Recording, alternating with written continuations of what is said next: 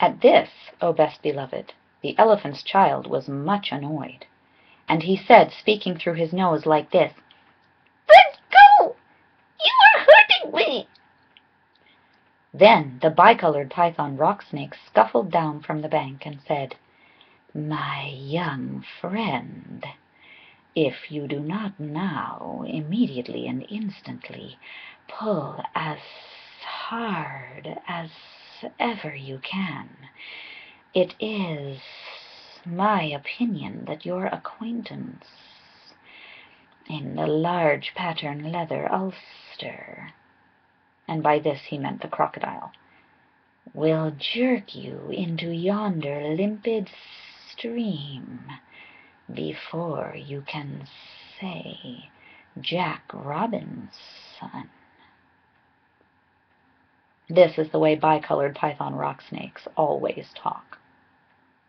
Then the elephant's child sat back on his little haunches and pulled and pulled and pulled, and his nose began to stretch.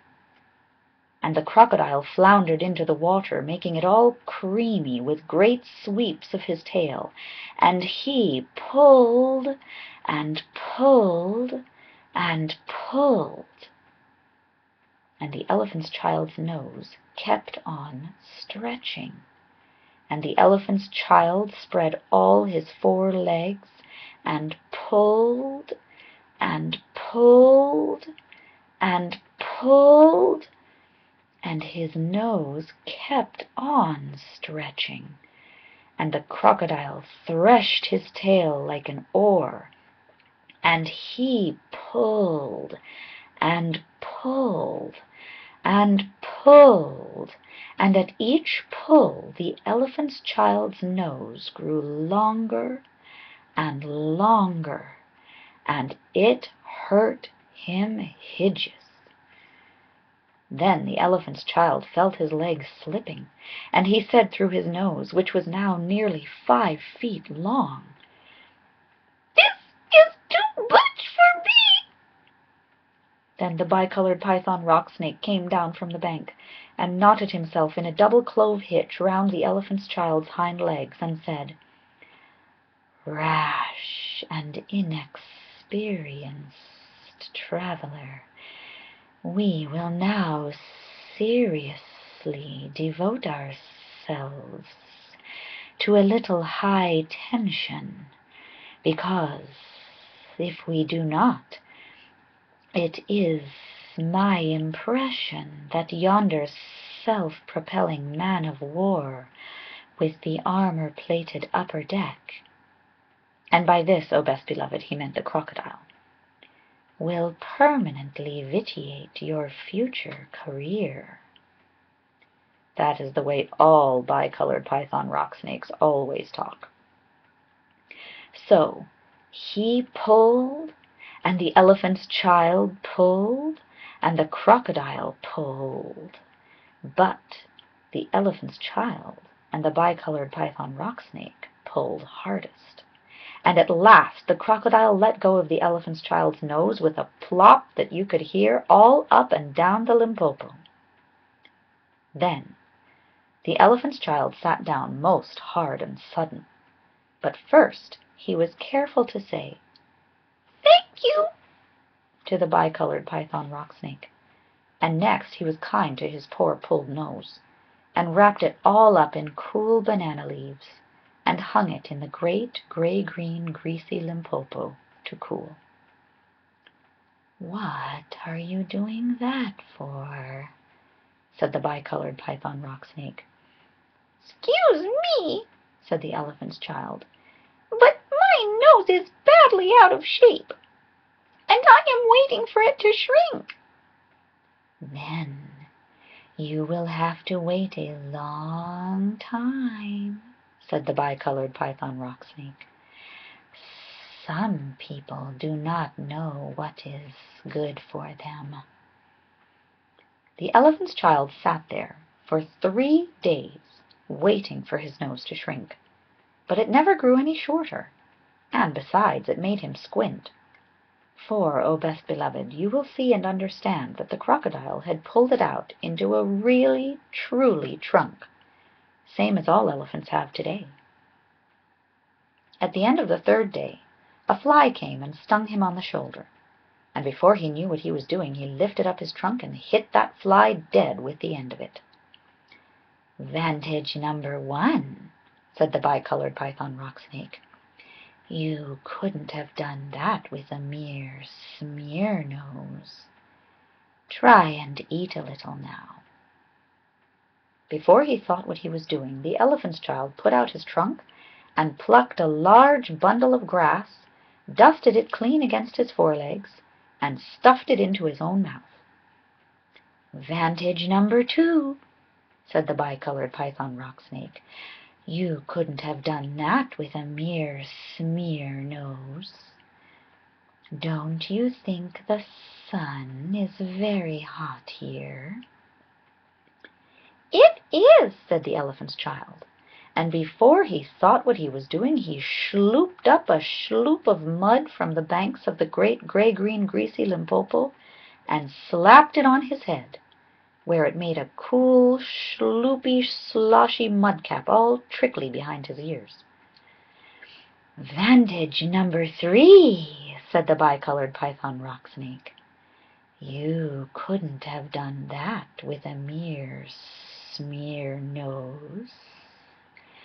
Now, how do you feel about being spanked again?" "Excuse me," said the elephant's child, "but I should not like it at all." "How would you like to spank somebody?" said the bicolored python rock snake. "I should like it very much indeed," said the elephant's child. "Well," said the bicolored python rock snake, "you will find that new nose of yours very useful to spank people with." "Thank you," said the elephant's child. "I'll remember that. And now I think I'll go home to all my dear families and try." So the elephant's child went home across Africa, frisking and whisking his trunk. When he wanted fruit to eat, he pulled fruit down from a tree, instead of waiting for it to fall as he used to do. When he wanted grass, he plucked grass up from the ground, instead of going on his knees, as he used to do. When the flies bit him, he broke off the branch of a tree and used it as a fly whisk. And he made himself a new, cool, slushy, squashy mudcap whenever the sun was hot. When he felt lonely walking through Africa, he sang to himself down his trunk, and the noise was louder than several brass bands. He went especially out of his way to find a broad hippopotamus. She was no relation of his, and he spanked her very hard to make sure that the bicolored python rock snake had spoken the truth about his new trunk. The rest of the time, he picked up the melon rinds that he had dropped on his way to the Limpopo, for he was a tidy pachyderm.